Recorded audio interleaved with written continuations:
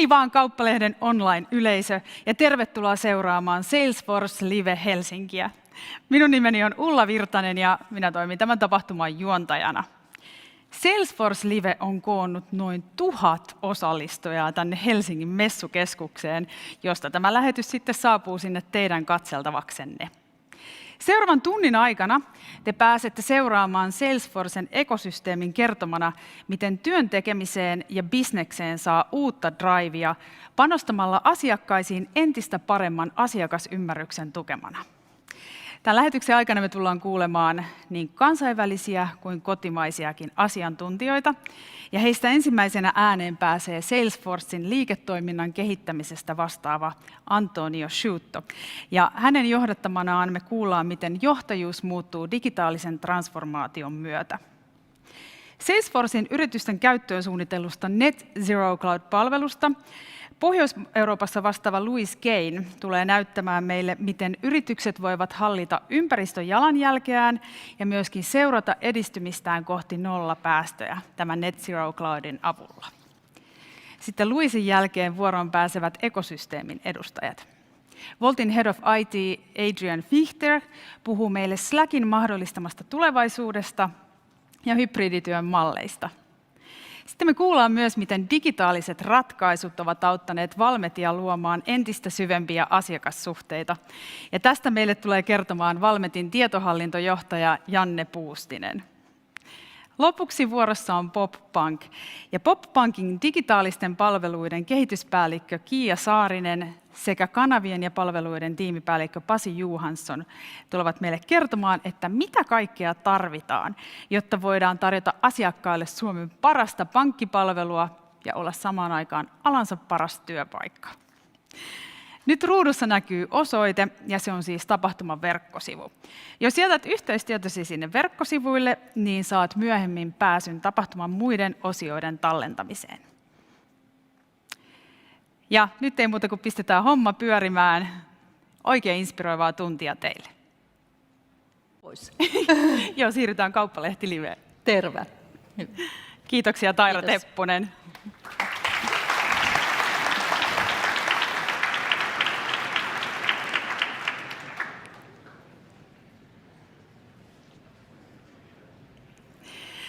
Ja seuraavaksi lavan ottaa haltuun Salesforcen liiketoiminnan kehittämisestä vastaava johtaja Antonio Sciuto. Antonio tulee puhumaan siitä, että millaista johtajuutta yritykset tarvitsevat digitaalisessa transformaatiossa ja millaista on hyvä johtajuus. But at first, we'll watch a video of Antonio's experiences as a president of Nestle before joining the Salesforce. And after the video, we'll welcome Antonio on stage.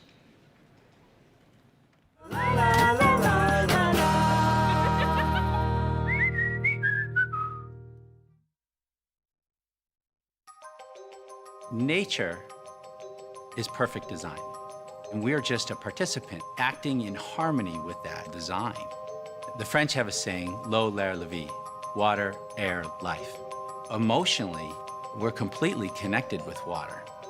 We're drawn to it. For 150 years, the legacy of Nestle and the brands that are in our family have been providing special water for people. And it was all centered around the water and the source it came from.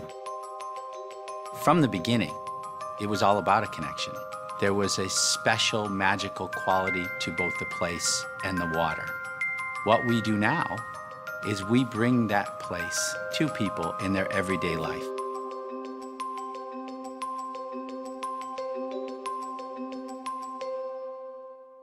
When we think about connecting with consumers, it's an innovation revolution. Partnership with Salesforce has been the starting point of this journey because without technology, all these things are not possible. We sell 24 billion bottled water in a year. We have billions of interaction with our consumer. Now it's really about understanding the consumer and making sure we know who they are as a person. We want to personalize the messages that we're delivering to consumers because it will be that much more relevant to them. We can have the relevant conversation at the moment it matters. We need to integrate our social presence across all different functions and brands This is the reason why we created a consumer engagement center where all these things will come to life. It's a tremendous confluence of resources that can transformationally change the way we do business. It's measuring any single interaction for any touch point we have. With all the tools within Salesforce Marketing Cloud, we're watching what consumers do and seeing how they act and being able to respond in real time in a channel that's appropriate at the moment that they need it. What that does is it builds relevance, it builds loyalty, and it makes you more of a partner in people's life. There's tools such as predictive intelligence, which enable you to dynamically render content based on who the consumer is. It's about creating personalized consumer experience, leveraging Journey Builder. With Journey Builder, now we're able to understand exactly who that consumer is, what they've purchased, where they've shopped, and how to connect those experiences in a very meaningful way. We will have proactive conversation with our consumer. The most important part of our consumer journey is the last 10 feet. At Nestle, we definitely want to focus on delighting the consumer. The cooler in the past was just a simple machine. Today, it's part of the journey. We develop digitally connected coolers that are allowing us to add another touch point to understand the emotion. It's allowing us to communicate with our consumer, displaying different content at different part of the day or according with their emotion. Salesforce is much more than a business partner. We really work end to end, and we really move from nothing into what we are experiencing and building right now. The capabilities now that are being enabled by Salesforce, it is truly transformational. Good morning. Good morning, everyone. And thank you for joining here at Salesforce Live. I'm really excited to be with you, and even more to be finally in person and meeting people. It's fantastic. Thank you for the energy. So, as you saw, that video is quite old. It was basically done in 2016. I had the privilege at Nestle to lead the global digital transformation of the group as global head of e-commerce. Later, in North America, was the CMO, and later on the president of the water business. But even more importantly, in the last 3 years at Salesforce, in the office of the CEO, I engaged with thousands of companies as a strategic advisor, supporting them to transform the way they do business. And today I was invited to share some reflection. And there are two things that consistently are root cause of failure in this business transformation. The first one, it's about leadership. And it's not just something to say. Leaders that do not walk the talk are basically hampering any effort in running transformation. And for leaders, we are not speaking about the board, the CEO. We are speaking about all people leader. At the end of the day, it's all about change management. It's really to lead by example, is to communicate with facts. And I've been in a session with executives where they were sharing, we committed all the investment, we appoint all the people, we buy all the tools, but we're not seeing impact. And early on when I was in e-commerce, I was asking to the same leaders, so, hey, when you visit a market with your people, do you go and do a store check? I said, for sure, we do all the time. And do you also spend time to see how your properties look online at Walmart, at Tesco, or your website of the brand? Did you try to engage and connect with the customer service? Did you try to buy on your e-commerce website? And the answer was silence. How you can think that people will take seriously something that is a small, at that time, not anymore, part of the business. So leading by example at all the level of people leader is one of the most important things. This will drive change management, will drive commitment, will show communication with facts. The second, it's funny to have now me here at Salesforce, but it's not really about technology. It's about business. The business needs to come before technology. If people will keep doing business as usual and will not really focus on the customer journey, things will not happen. And customer journey is not a buzzword. A lot of people speak about customer journey, but we need to demystify a little bit what it is and how to do it. In my experience, there are 3 different business enablers in both B2B, B2C, B2B2C business that needs to evolve in order to really successfully drive transformation. The first thing is to move with data. It's not about judgment. It's not about feeling. It's about getting the right data, solid data model to define what is the integrated view of your customer, the B2B, the B2C, it doesn't matter. And this requires quality of data, requires data integration. If you don't have good data, you cannot expect to get great results because your ability to drive business will remain limited. And you know, people ask me all the time, but how to select the right data?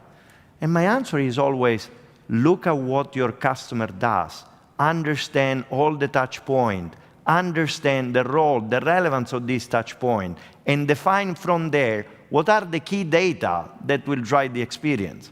So start with data. The second thing, really underestimated, is content.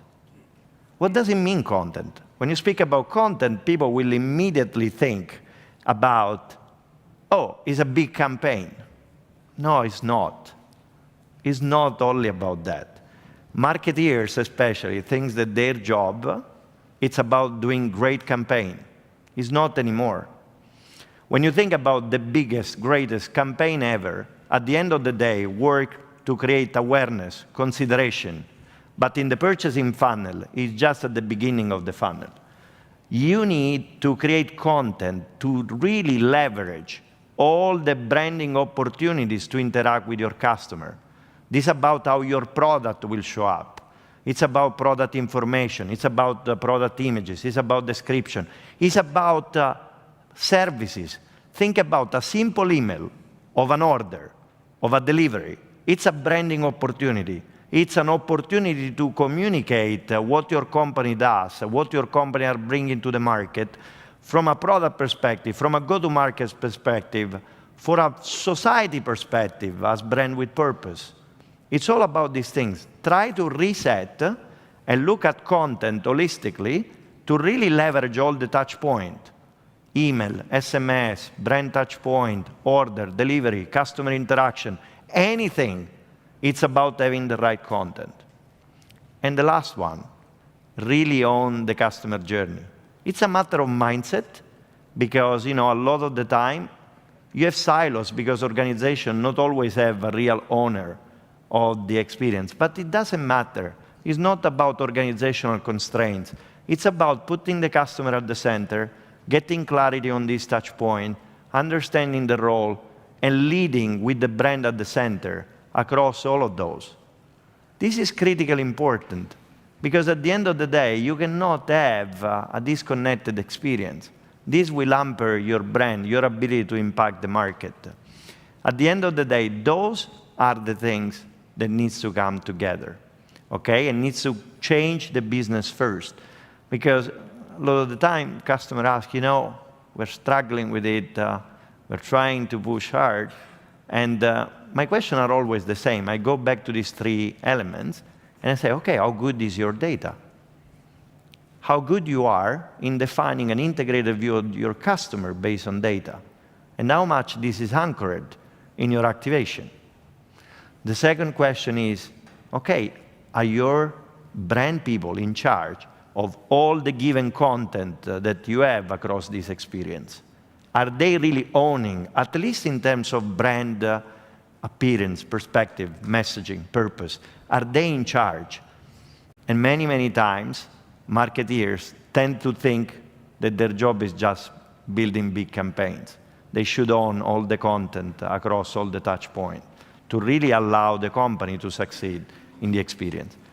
If you have those things, the automation of the customer journey will happen. You saw what we did at Nestle, what thousands of customers are doing with us. And, you know, it's a fantastic journey. And we should all enjoy the ride and really do it, not just speaking about that. So with that, I would like to thank you very much for the opportunity to be here and to spend time together. And I hope you will enjoy these days with our team. Thank you very much. Have a great day. Thank you. Thank you, Antonio, for your inspiring words. Seuraavaksi lavalle astelee Louise Gain. Hän vastaa Pohjois-Euroopassa Salesforcen yritysten käyttöön suunnitellusta Net Zero Cloud-palvelusta. Sillä Net Zero Cloudilla yritykset voivat hallita ympäristöjalanjälkeään ja sitten myöskin seurata edistystään kohti nollapäästöjä. Louise Gain demoaa meille nyt, miten tämä palvelu toimii. Joten please welcome on stage Louise Gain.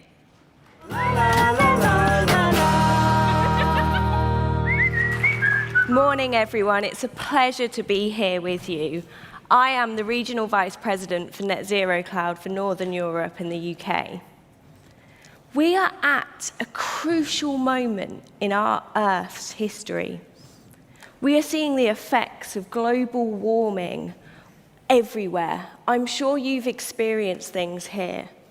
For me, it was really brought to life a couple of months ago. I had the opportunity to visit the Mer de Glace in the Alps. You now have to walk down several hundred steps to get to the glacier. You used to step off a train and it was right there. That's how much global warming is having an impact. And it's an issue that is critical to our planet, to all people and creatures, and to all of our companies. But there's so many unanswered questions. How do companies start to respond to this challenge? And how do we start to quantify the risk that it poses to our communities and our companies? Here at Salesforce, we started with our climate action plan, so we can bring the best of our organization to meaningful change to support. Now, that climate action plan is made up of 6 key pillars. Included in there is the reduction of our emissions, how we can start to support and how we can influence policy, and how we can start to support innovation by investing in ecopreneurs. This is something that we've made available as a blueprint because we believe all organizations need to be able to go net zero now. We live our climate action plan every single day. Now, I'm the daughter of a tree surgeon, so an element of that that's really dear to my heart is our work with the 1 Trillion org. We're one of the founding partners of it. And 1 Trillion Trees, for those of you that don't know, does what it says on the tin. It's there to support the planting of 1 trillion trees across our globe. As part of our pledge and part of our support towards that, we are working to make sure that we are restoring and we are providing environments for 100 million trees.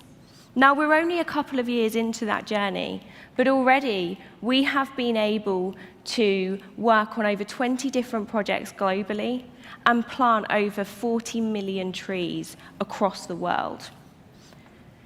Now, last year was a pivotal moment for Salesforce.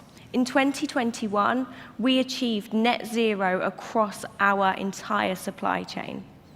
We did this through reductions of emissions. We believe that all organizations need to do everything that they can to reduce their emissions, and only then use high-quality carbon credits to offset the remaining emissions. We also achieved 100% renewable energy across our operations, something that we're really proud of, but it wasn't an easy journey. And I'm sure for many of you here in the room today, you've experienced similar challenges. For us to be able to make meaningful change, we needed to know, what did our emissions data look like? How can we report against it? How can we start to analyze against it? And we needed better tooling to help us to do that.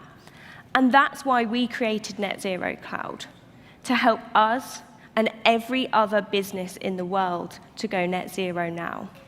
Net Zero Cloud is designed to help you track and analyze your carbon emissions. Today, organizations use Net Zero Cloud as their complete sustainability management tool.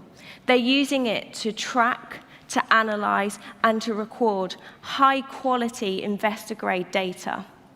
This is critical to build trust across organizations and across all stakeholders. Most organizations, and historically us included, use spreadsheets. And that doesn't help you scale. That doesn't help you provide that near real-time insight into your business to share across the entire organization. But this isn't a journey that anyone can go on alone. We are all in this together, and collaboration is key. So suppliers are going to be a fundamental part of all of our journeys to getting to net zero. And that's why we've created our supplier engagement and our supplier tracking. So you're no longer sat waiting on emails and chasing up for information. You have an opportunity to collaborate and to work together with them. And now that you've got all of that data in one place, you guys can focus on the exciting bit, on the important bit. You can start to analyze your businesses. You can start to take action now, and you can start to plan for the future to support your journey in going to net zero. And Net Zero Cloud is built on the Salesforce platform, the platform that we all know and love. So that means that you can customize it to your own specific requirements. It means that you can integrate the data that you need, whether that's finance, whether that's utilities, or whatever it may be, and you can continue to build your own bespoke apps around it. Now, for me, the best way to bring this to life is always through a customer story. Knoll is a company that you guys might be familiar with. They are a design and manufacturing company. I know for me, I have one of their chairs at home in my office. Now, they've been a customer of Net Zero for the last year. So I'm going to play a little video and bring it to life for you guys. So if we could play the VT. There's not that many companies that make it to their 100th birthday. DJ Dupree stated that Herman Miller shall be a good steward of the Earth's resources. You know, those statements in and of themselves are pretty pedestrian today. But if you look at the context and the timing when they were said, back in 1953, people weren't thinking like that. I like to say I think about sustainability with a capital S. It includes environmental sustainability and the impact that our products or our business has on the environment. We're design-driven organizations, right? And design solves problems. Sustainability is just another problem that we have to solve for. I think it's back to this idea that at Knoll, we do what's right, not what's easy.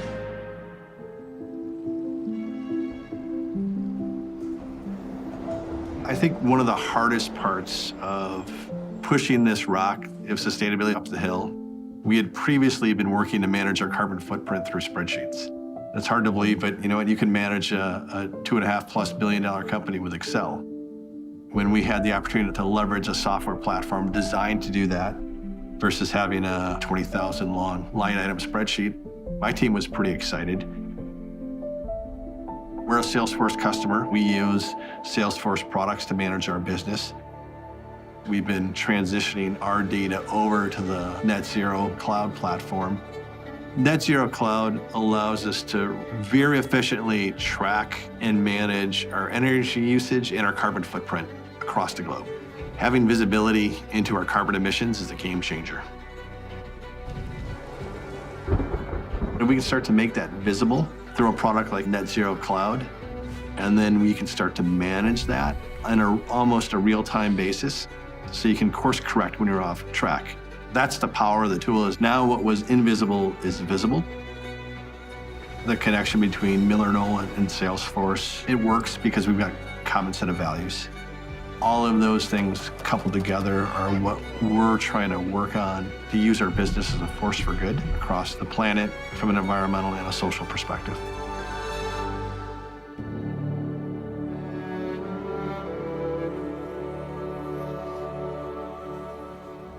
Now, I don't know about you, but that video gives me so much hope.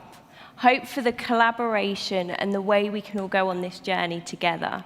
So if you'd like to find out more, please come and join the demo booth, and I look forward to meeting many of you today. Thank you for your time.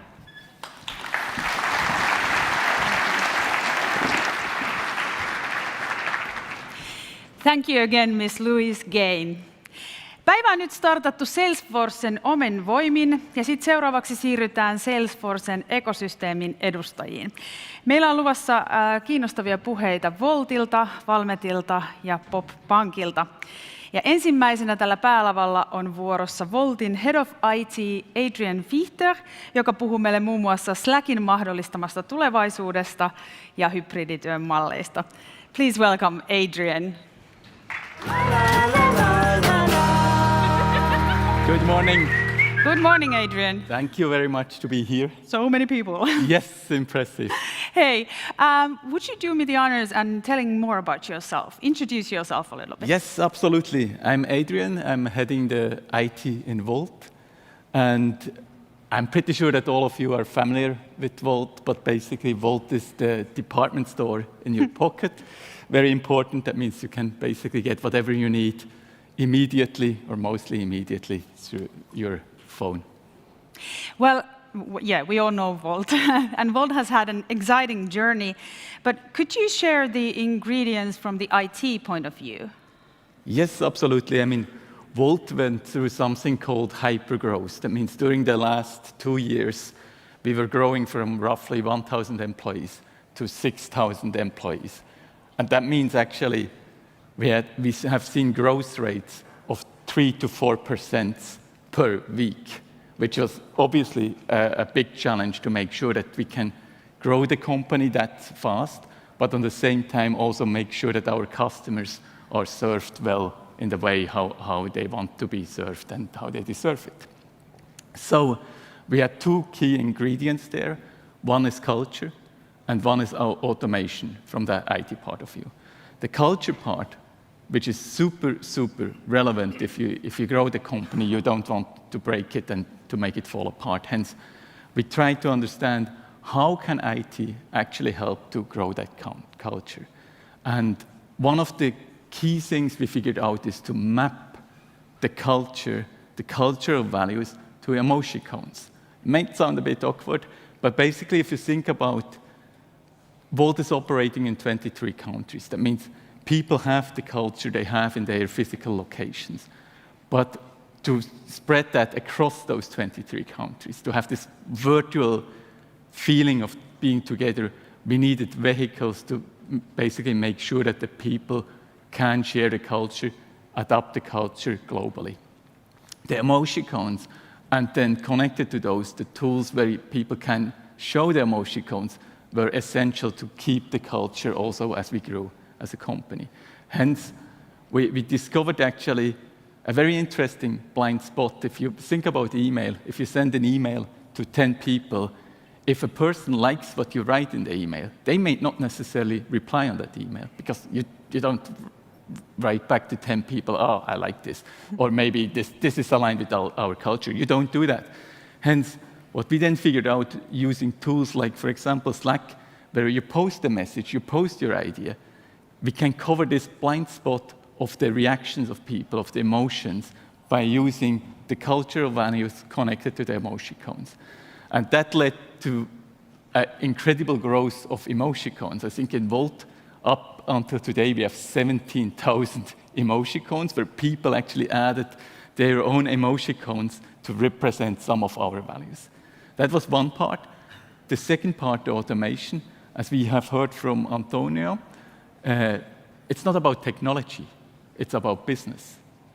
Hence, we wanted to make sure that we automate everything we can from an IT perspective, from an HR, from a finance perspective, to make sure our people can focus on our customers, on our business. Hence, we introduced, for example, machine learning to make sure when an employee joins the company, we use all the existing data of the employees to assign the right software, the right tooling, the right access to them at day 0, so that they can start immediately from the day when they join. That's very interesting. Well, now if we think about the IT, what will be the role of it in the future? And that's again connected to this. It's not about technology, it's about business. We strongly believe IT has to be invisible in the future. If you think about your mobile phone, how many times have you reached out to Google? How many times have you reached out to Apple asking them anything about your phone? Most of us here have never contacted those guys. And basically, IT doesn't need to be as visible as it is today in many of the companies. It can become invisible in the way that it just works.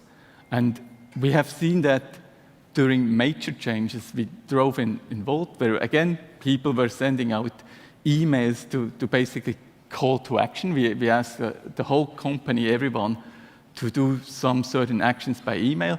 And it was a big issue because we figured out, nobody answered on those emails. Nobody took the action. We had like less than 10% response rates on those actions. What we then started to think about, how can we actually build this for the future? How can we make it sustainable? And the way forward there was, we actually used then those emails in a different way. We started to send personalized messages over Slack and informed those people with those personalized messages, including buttons, including all the fancy stuff, that they can directly take action to move on. The response rate became 70%, leading to the situation that we actually realized the future is not anymore about email. It's not anymore about communicating how we have done up until today. It's actually targeting the employees with the information they need at the point when they need it. So that the employees don't really have to worry, what do I have to do when a new employee joins, for example? So that they get the information when this event is somewhere happening, and that can then be taken all across the organization, and that helped us to basically grow the company to a size where we are, and even grow further in the future. Wow. Thank you so much, Adrian, for all this info. I'm sure if people want to come and talk to you, they can, right? Afterwards. Yeah, absolutely. Any questions for him? So just grab him by the Wolt shirt, yes. Right? And we were going to share a little bit more insights also in the session here at 1:15. Yes. Perfect. Thank you so much, Adrian. Thank you very much.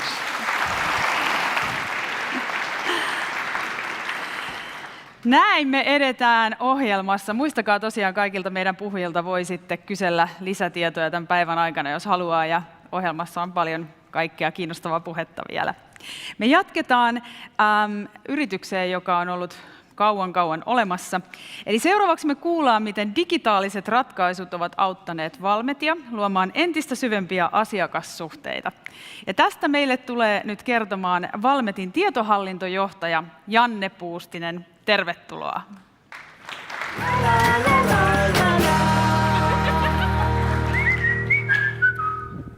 Tervetuloa, Janne.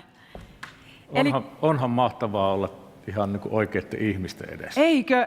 Ja siis todella paljon näitä ihmisiä. Kyllä.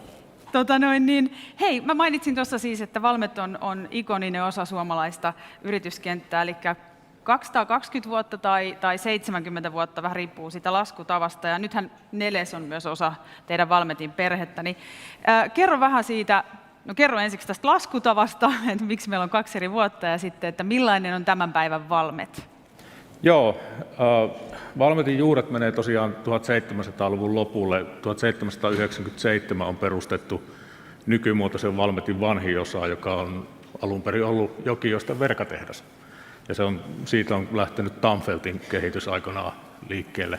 Eli siellä on sillä 1797 vuodessa on se vanhin. Ei tästä tule 225 vuotta, jos laskee siitä nyt sitten jo tarkkaan. Niinkin paljon.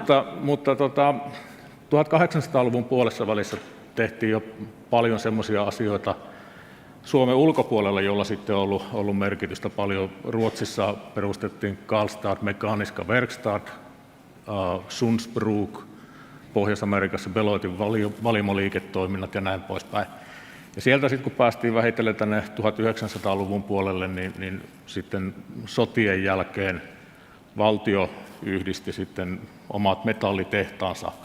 Vuonna 1946 syntyi Valtion metallitehtaat-niminen yhteenliittymä, josta vuonna 1951 sitten virallisesti syntyi Valmet Oy. Ja siitä tulee nyt se 70 vuotta sitten siitä. Ja sen jälkeenhän tämä Suomen niin kuin teollinen historia on ollut sitten hyvin monimuotoista, monennäköistä vaihetta tässä 1900-luvun loppu- tai jälkipuoliskolla. Meidän kannalta oli tietenkin merkittävä 1999 kesällä, kun Valmet ja Rauma meni sitten yhteen ja sitten syntyi Metso, jossa me oltiin sitten osa 13 vuotta, kunnes 2013 vuoden lopussa Metso jakautui sitten kahtia ja syntyi tämä uusi nykymuotoinen Valmet, jossa nyt ollaan. Ja viimeisimpänä lisäyksenä siihen tuli nyt sitten 1.4. tänä vuonna Neles. Ja siitä on syntynyt tämä Valmet, joka on tänä päivänä noin 17 000 ihmisen työpaikka noin 40 maassa. Meidän omaa toimintaa on tosiaan 40 maassa ja yhteenlaskettua liikevaihtoa noin 4,5 miljardia. Että semmoinen on Valmet tänä päivänä. Mahtavaa. Ei ole perämoottoreita, ei ole traktoreita, ei ole hissejä, ei ole laivoja, ei mitään sitä, mistä moni suomalainen meitä tunnistaa alun perin. Niin, täytyy myöntää. Hei, teillä on Valmetilla tämmöinen must win-periaate. Eli teidän painopistealueet on erinomainen asiakasosaaminen, sitten johtajuus teknologiassa, ihmisissä ja prosesseissa. Niin miten te nivotte näitä kaikkia yhteen, eli miten tämä käytännössä näkyy teillä arjessa? Joo, tämä must win tai suomeksi painopistekonsepti, niin se on itse asiassa työkalu, joka on valittu nimenomaan strategian toteuttamiseen. Eli se tarkoittaa käytännössä sitä, että näihin 4 painopistealueeseen pyritään kiinnittämään kaikki tekeminen, millä me yritystä kehitetään. Oli se sitten niin kuin vuosisuunnittelu osana tai osana päätöksiä, kun päätetään investoida johonkin, niin se kysymys on aina, että mihinkä painopistealueeseen tällä pyritään vaikuttamaan. Eli se on hyvin konkreettisesti arjessa läsnä oleva konsepti. Se on toiminut nyt ainakin tämän reilun 8 vuotta tässä niin kuin oikein hyvin. Ja se tunnistetaan niin kuin yhtiön sisällä hyvin ja ihmiset tietää, että miksi näitä asioita näin tehdään. Joo, se on työkalu. Joo, ja tärkeä työkalu. Se on nimenomaan toimintaa ohjaava työkalu. Joo. Ja mitataan sen mukaan tietenkin sitten. Joo. Me puhutaan digitalisaatiosta ja se rooli on aika helppo niin kuin ymmärtää näiden tuotteiden yhteydessä. Mutta nyt jos puhutaan asiakkuussuhteista ja syvistä asiakkuussuhteiden luomisesta, niin miten tämä digitalisaatio, millainen rooli sillä on siinä? Digitalisaatio, ehkä silleen voisi kommentoida, että se ei aina ole välttämättä ihan helppo ymmärtää myöskään tässä niin kuin tuoteyhteydessä. Että jos puhutaan tämmöisestä perinteisen teollisuuden raskaista koneista, niin ne ei ihan niin kuin kokonaan digitalisoidu ihan helposti. Mutta sitten kun näistä tuotteista pannaan kasaan suurempia prosesseja, niin siinä prosessissa on sitten niin kuin tokikin sitä digitalisaatiopotentiaalia aika paljon ja sitten sen prosessin ohjaamisessa ja optimoinnissa niin sillä digitalisaatiolla saadaan paljonkin aikaa ja sitä on hyödynnetty jo vuosikausia. Mutta sitten jos mennään sinne asiakassuuntaan ja myyntiprosesseihin ja näin poispäin, niin digitalisaation mun mielestä se suurin merkitys toiminnassa on se, että se mahdollistaa sen, että se kaikki työn tekemisessä tarvittava tieto, oli se sitten päätöksenteon tukea tai jotain niin kuin asiakastukea tai mitä vaan, niin se tieto saadaan käyttäjälle saataville milloin vaan, mihin tahansa päätelaitteeseen. Eli sen pitää auttaa sitä työntekijää parempaan niin kuin työsuoritukseen. Ja sillä ei itse asiassa ole kauheasti sitten merkitystä, onko se meidän oma työntekijä vai onko se asiakkaan työntekijä. Ja se niin kuin asiakasrajapinta esimerkiksi, niin kyllähän tänä päivänä odotetaan, sekä me itse odotetaan itseltämme, että asiakkaat odottaa, että siinä niin kuin rajapinnassa käytetään moderneja työkaluja. Se on ihan selkeä juttu. Mutta siinä on myös semmoinen niin kuin vaaran paikka, että ihan kaikkea ei kannata viedä sinne niin kuin digitaaliseen eturintamaan, mitä pystyisi viemään sinne. Ja me on se nähty kyllä, että kun puhutaan tämmöisistä hyvin monimutkaisista prosesseista, mitä myydään, niin ihan kaikkea ei ole niin kuin mielekästä koittaa tuoda sen yhden myyntimiehen siihen kännykkään että se pystyisi kaikkea maan ja taivaan välillä konfiguroimaan ja hinnoittelemaan siinä, että jotain kannattaa jättää sinne niin kuin back-officen puolellekin. No hei, digitalisaatiosta tulee tietenkin mieleen myös data ja analytiikka. Ja miten, niin jos näistä puhutaan, niin millainen on hyvä kumppani tässä muutoksessa? Muutoksen kumppanin pitää aina ymmärtää asiakastaan ja pitää myöskin puskea sitä asiakasta, mutta kumppani ei voi olla liian niin kuin aggressiivinen myöskään. Että pitää olla hyvä matchi. Ja jos kattelin tuossa niitä logoja, mitä oli aikaisemmin näistä tämän tilaisuuden kumppaneista tuossa seinällä, ja oli siinä hyviäkin kumppaneita. Ja siinä oli myöskin erinomaisia kumppaneita. Että aika 7 laskin itse asiassa nopeasti siitä, jotka on tehnyt meidän kanssa tai tekee parhaillaan töitä.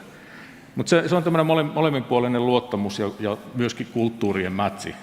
Et varmaan meitä on niin kuin monenlaisia, että suuret yhtiöt kuitenkin niin kuin kehittyy ja muutokset tapahtuu aika hitaasti. Ja se on sen kumppanin on myöskin niin kuin tärkeää ymmärtää ja hyväksyä se, että yön ylite ei tapahdu kaikki asiat. Ja sitten kun ollaan tämmöinen niin kuin perinteinen yhtiö, joka haluaa määrätietoisesti eteenpäin ja menee varmasti sinne eteenpäin, mutta kun pyritään samaan aikaan minimoimaan riskejä, niin semmoinen niin kuin ajatus, että tehtäisiin kauhean isoja etupeltoon sitoumuksia ja ostettaisiin jotain ennakkoon, niin se istuu huonosti siihen konseptiin. Joo. Kaikki miettii ne kaikki kumppanit nyt läpi päässään täällä. Niin, että menikö hyvä vai erinomainen kategoriaan, kyllä. No hei, kestävyys ja kasvu, eli sustainability, niin tämähän on nyt ajan teema, niin se on myös Valmetilla tärkeää ja paljon puheissa ja teidän asiakkaiden tekemisessä, eikö niin? Kyllä. Meillä on tämmöinen 360 astetta sustainability-ohjelma ollut jonkun aikaa käynnissä Valmetissa, jossa jos katsotaan tätä ihan koko toimitusketjua lähtien sieltä niin kuin meidän toimittajien raaka-aineesta sinne meidän asiakkaiden lopputuotteeseen ja sitä niin kuin mitataan ja siinä on asetettu hyvin kunnianhimoisia tavoitteita muun muassa, että me haetaan niin kuin 20% päästövähennystä 2030 vuoteen mennessä tästä koko toimitusketjusta ja se on aika haastava ja 80% esimerkiksi omasta toiminnasta päästövähennystä. Ja ne on, niin kuin, ne on kovia tavoitteita ja tavallaan niin kuin osoituksena siitä sitoumuksesta me on myös sidottu lainojen korkoja näiden ohjelmien tuloksiin. Että on tämmöinen pikku insentiivi siitä. Googlailette noita meidän lehdistötiedotteita, niin sieltä löytyy esimerkiksi lisää tietoa sitten. Aika kiehtovaa. Tästähän vähän samoista aiheista Louis Game puhui aikaisemmin. Kyllä. Päästöistä. Niin Valmet on käynyt läpi muutoksia ja muutosten keskellä johtamisesta, jos puhutaan siitä, niin mitä on lyhyesti tämän päivän johtajuus sun mielestä? Avainasia on se muutoksen johtaminen, niin kuin on tuossa tullut tänään jo aikaisemminkin esille. Ja kyllähän se näin, että muutos tapahtuu ihmisten kautta. Okei, on tiettyjä prosesseja, mitkä varmaan voi täysin automatisoitua, mutta siinäkin tapauksessa siihen ihmiseen, joka on siinä prosessissa ollut aikaisemmin, niin kohdistuu muutos. Eli se on ihmisten johtamista ja se, niin kuin ihmisten muutosjohtamista nimenomaan. Ja kyllähän tämä nykypäiväinen tapa tehdä työtä on nimenomaan yhdessä tekeminen ja tämmöinen niin kuin osallistava ja osallistuva johtaminen. Että niin kuin tuossa jo todettiin, niin walk the talk. Eli kaikkien meidän pitää olla niin kuin tekemässä sitä muutosta, mutta se, että tunnistetaan se, että muutosjohtamisesta on kysymys oikeastaan aivan kaikessa, niin se on ehkä se tärkein juttu. Ja yhdessä tekeminen on tärkeää. Tähän loppuun vielä, jos ajatellaan tätä, ketä kaikkia täällä on tänään paikalla, meillä on täällä niin kuin vanhoja yrityksiä, mutta sitten meillä on myös tämmöisiä nuorempia kasvuyrityksiä, niin mitä sä sanoisit lyhyesti siitä, että mitä Valmet voi oppia heiltä ja te voitte oppia, mitä te voitte oppia toisiltanne? Varmaan hyvin paljonkin ja sen takia, että tämä kannattaa olla hyvin niin kuin avointa tämä keskustelu molemmin puolin. Meillä on pitkä historia, historiasta voi oppia paljon, mutta sinne toisaalta ei myöskään olla menossa sinne historiaan, sinne taaksepäin ei olla menossa, vaan me ollaan kaikki menossa eteenpäin. Niin tämmöinen molemminpuolinen haastaminen on hyvin tärkeä juttu mun mielestä. Eli tämänkin päivän aikana niin voi sitten tulla vertailemaan tietoja ja juttelemaan, eikö niin? Kyllä. me ollaan erilaisia niin kuin, toimijoita kaikki ja jotkut asiat menee nopeasti ja silloin tarvitaan niin kuin nopeita ketteriä, pieniä kumppaneita.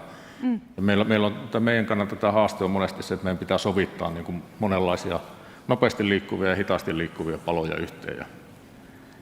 Mutta siellä on varmaan kaikenlaisille pelureille kyllä niin kuin tilaa siellä kentällä. Aivan varmasti. Hei, kiitoksia Janne tästä puheenvuorosta. Kiitos Janne Puustinen.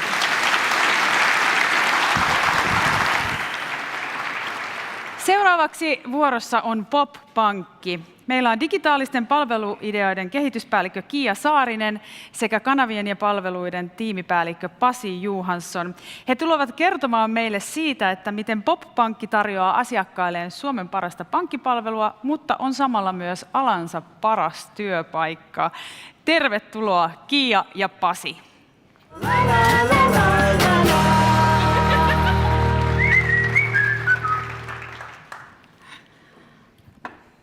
Alan paras työpaikka. Wow! Kyllä. Teillä menee ilmeisesti aika hyvin. Kyllä meillä menee. On myös erittäin tyytyväistä asiakkaita. Tämä on hieno asia. No hei, kertokaa POP Pankista vähän enemmän, että mitä se on. Joo, eli POP Pankki-ryhmästä voisin kertoa hiukan taustaa. Eli POP Pankki-ryhmä koostuu 21 alueellisesta itsenäisestä osuuspankista. Ja tuossa valmentaja äsken puhui, että teillä on yli 200 vuoden historiaa, niin meillä on vähän yli 100 vuoden historiaa. Eli ollaan hyvin pitkään toimittu tämmöisessä osuustoiminnallisessa pankkitoiminnassa Suomessa. Ja meidän markkina-alue on tosiaan koko Suomi. Ja sitten tähän POP Pankki-ryhmään kuuluu myös POP Pankkikeskus, jossa on noin 70 henkilöä töissä ja minäkin ja ollaan POP Pankkikeskuksessa duunissa. Ja tehdään keskitysti palveluita sitten meidän POP Pankeille. Ja sitten tähän ryhmään kuuluu Bonupankki Oy, joka on sitten meidän keskusluottolaitos, luotottaa sitten meidän käytännössä meidän pankkeja. Ja sitten meihin kuuluu vielä Suomen vahinkovakuutus, joka on täysin verkostoimiva itsenäinen vahinkovakuutusyhtiö. Ja POP Pankista vielä sen verran, että meidät tunnetaan niin kuin nopeasta päätöksenteosta ja henkilökohtaisesta asiakaspalvelusta. Että jokainen meidän asiakas on henkilökohtainen asiakaspalvelija ja hoitaa asioita. Että se on meidän niin kuin ydinjuttu. Ja tosiaan markkina-alue on koko Suomi ja olin sittenkin muutama viikko sitten seuraamassa uusasiakasneuvottelua, jossa asiakas oli täältä pääkaupunkiseudulta ja sitten tämä vastapuoli POP Pankista, niin hän oli Torniosta ja tämä hoidettiin verkkohetkessä verkkotapaamisessa. Kaikki meni mun mielestä tosi hyvin ja se POP Pankin brändi ja fiilis välittyi siinä verkkotapaamisessa niin äärimmäisen hyvin mun mielestä ainakin. Saatte olla ylpeitä. Joo, ja tässä verkostossa on todella niin kuin voimaa, että meillä on tosiaan niin kuin kattavasti ympäri Suomea näitä meidän pankkeja, me pystytään asiakkaita palvelemaan aika hyvin. Kyllä. Riippumatta siitä, että missä he on ja missä kanavassa he haluavat asioida.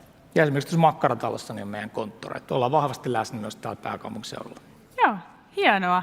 Ja hei, teillä on tämmöinen kehityshanke käynnissä ja valmistelette uuden peruspankkijärjestelmän käyttöönottoa. Niin mistä tämä tämmöinen tarve uudistua tulee ja mitä te toivotte saavuttavanne näillä muutoksilla? Joo, me tosiaan uudistetaan meidän peruspankkijärjestelmä ja niin kuin kaikki tietää, niin pankilla on valtavan muutoksen edessä, eli asiointi siirtyy kivialasta verkkoon. Regulaatio siis kehittyy tällä hetkellä tosi voimakkaasti, tuo uusia vaatimuksia pankkialalle. Sitten sen lisäksi uudet haastajat, fintechit haastaa perinteisiä pankkeja, eli palvelut pitää käytännössä kehittää yhä nopeammin asiakkaille. Ja se asettaa niin kuin isoja vaatimuksia meidän peruspankkijärjestelmälle. Ja erityisesti niin kuin se liitettävyys ja integraatiot, modernit integraatiot, ne on ihan keskeisessä roolissa siinä.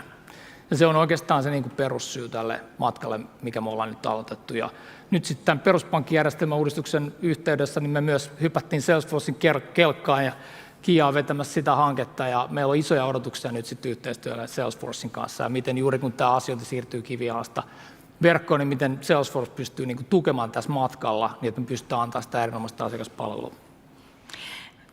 Kiia, itse asiassa te valmistelette siis CRM-järjestelmän käyttöönottoa, niin mikä tulee olemaan Salesforcein rooli tässä uudistuksessa?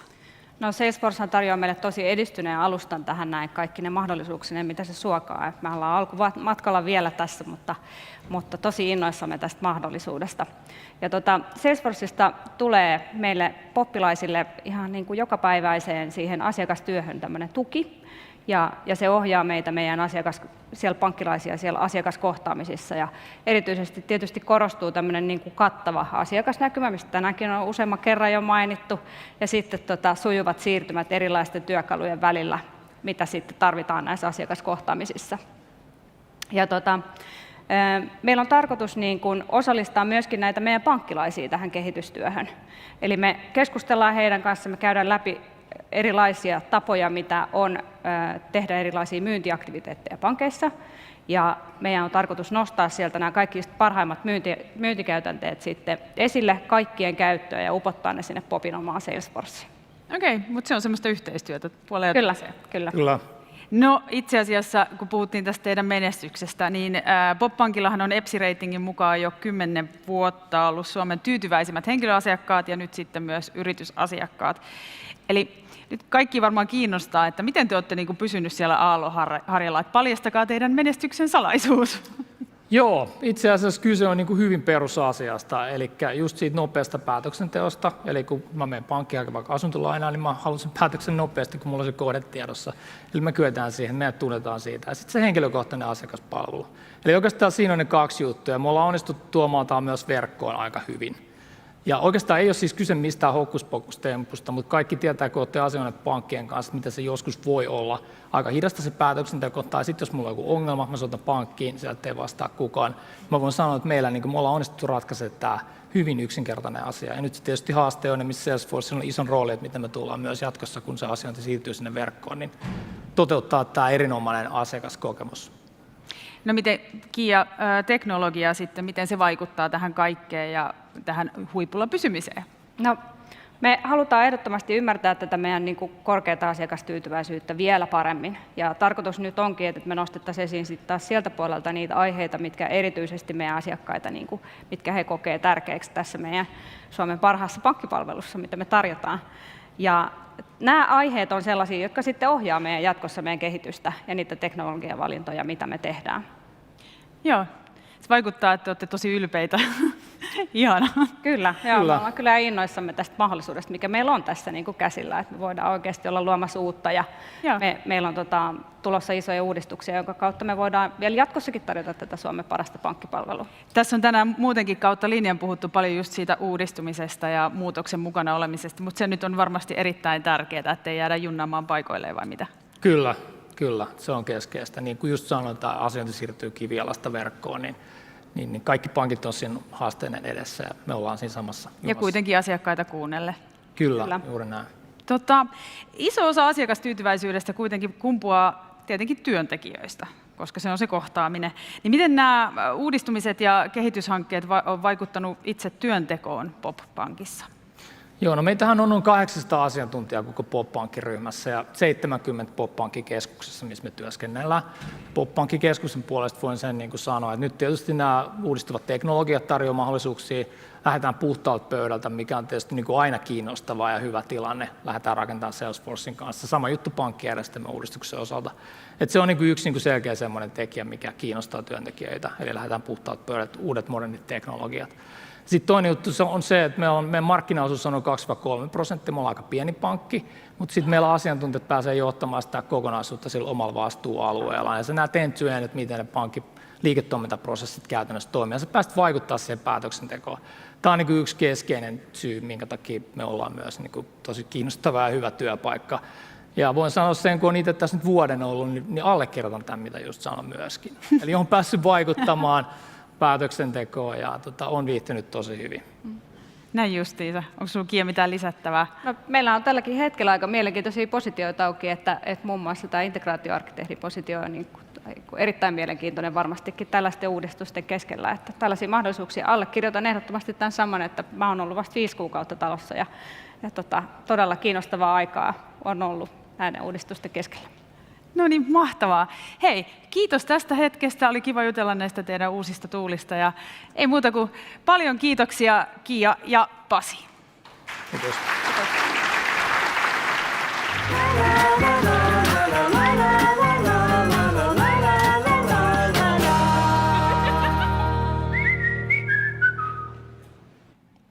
Kiitos, kun seurasit Salesforce Liven ohjelmaa ja toivottavasti sait tästä lähetyksestä inspiroivaa ajateltavaa.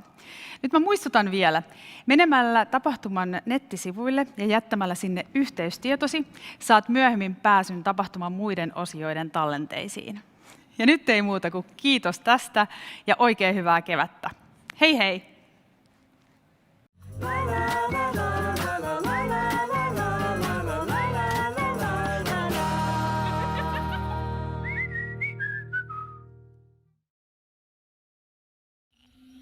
What is evolution really but innovation in slow motion? Nature has always solved her problems with endless patience and astounding ingenuity. In the technology business, innovation is impatient, the challenges are pressing, change the only constant. The nimble are rewarded, those who lose a step perish. Climate threats are accelerating at the blistering pace of technology.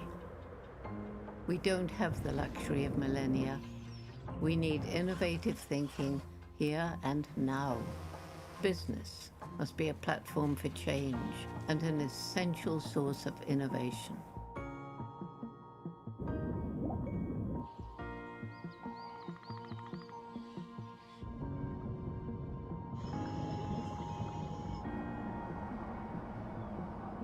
And business must drive and support the ecopreneurial thinking our planet so desperately needs.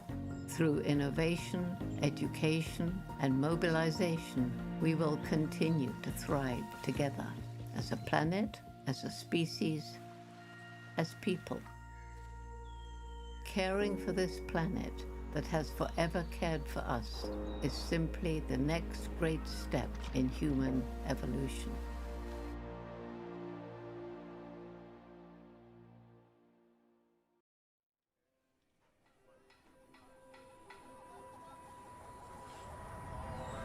With disruption all around us, we look back to learn and look forward to succeed. As we write this new chapter, we can see what truly matters. For us to survive in the future, we have to reimagine ourselves. How do we think about moving forward? How do we give them all the power they could possibly need to make that happen? Trust matters. Trust is the currency that we operate in. Doors are open. Doesn't get any better than that. Customer success matters. A single source of truth allows us to tie the threads in that human connection. It has never been more important to maintain that human touch. I do believe a lot of that has to do with Salesforce Customer 360. Innovation matters. You would have asked me a year ago if we could have transitioned home, I would have thought you were crazy. Your digital headquarters is more important than your physical headquarters. We're going to rebuild all of our technology once again to become Slack first. Boom. That's magic. We can be successful from anywhere. Equality matters. I want generations of kids that are coming up now to realize that they can belong in these tech spaces as well. We have been able to create transformational change within our community. The earth matters. You've got to go net zero. I've got to go net zero. We want to be a model. We want to show you how you can take your company to be fully net zero and renewable. It's important for organizations to shift the story. Business must be a platform for change and an essential source of innovation here and now. Trailblazers have led us forward into new ways of working, new ways of seeing the world. Getting together safely. DreamPath is an amazing way to reconnect, no matter what curveball this pandemic throws us. I just want to stay in this moment forever. And wowing our customers. Looking forward, this new chapter is the beginning of something bold and exciting. Mark, let's get over the news here. Brett Taylor is being promoted Co-Chief Executive Officer of Salesforce. Thank you. And it will be written by the Trailblazers. We're using technology to make everyone feel special. That's the key. It's us as a community. We're going to make it. We're going to be okay. Because when we look back to learn, we can move forward to succeed. Together. It's time to change the world again.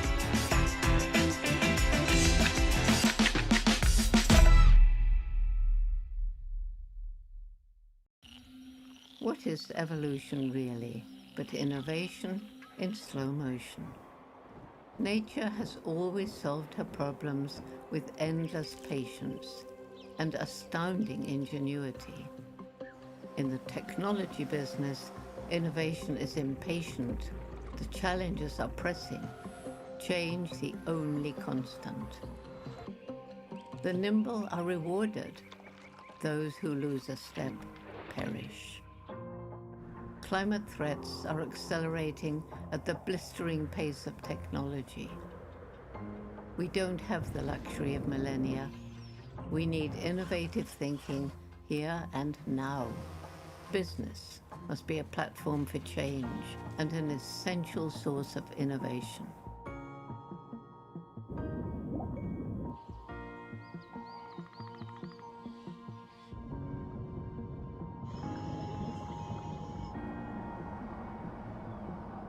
And business must drive and support the ecopreneurial thinking our planet so desperately needs.